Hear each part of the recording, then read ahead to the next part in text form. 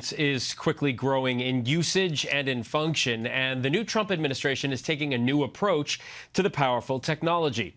President Trump signing an executive order on artificial intelligence that will revoke past government policies his order says act as barriers to American AI innovation.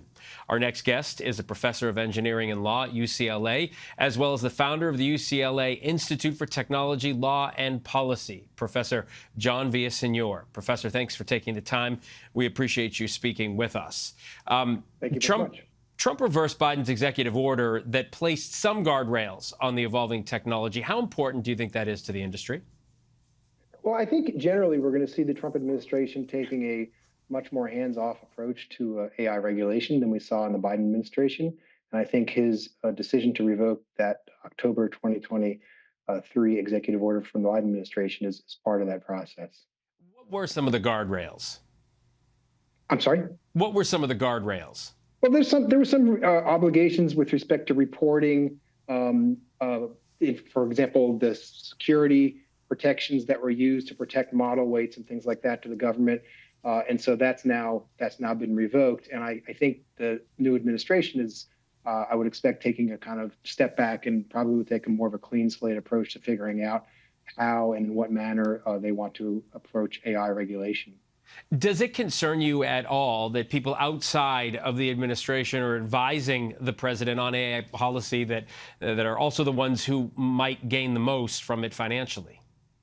Well, I think any administration is going to seek input from people both inside the administration as well as people who are working in the areas that are potentially affected by the regulation. And as long as the administration or any administration takes a balanced view of all the input, I think there's a really good opportunity to create good policy.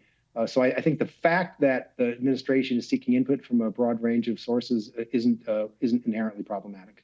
Professor, knowing what you know about the industry, not asking you to take a political stance here, but is one administration's way of dealing with AI better than the other, or is a combination of both the best? What do you think?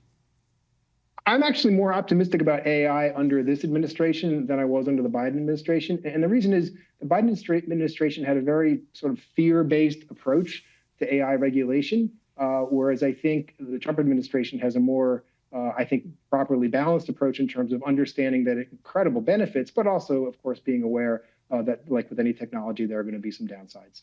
And lastly, where do you think AI and large language model technology will be, say, in the next 3 to 5 years? What do you think we can expect?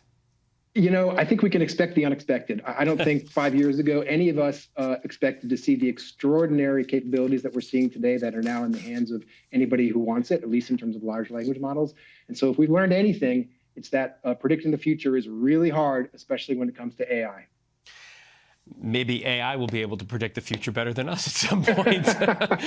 We'll see about that. But it's going to be, you know, this administration is coming in at an absolutely foundational time, incredible importance for AI. So there's going to be a lot of very important developments in the next couple of years. All right. We know you'll be following it. We will too. Professor John Villasenor, thanks so much. Thank you so much.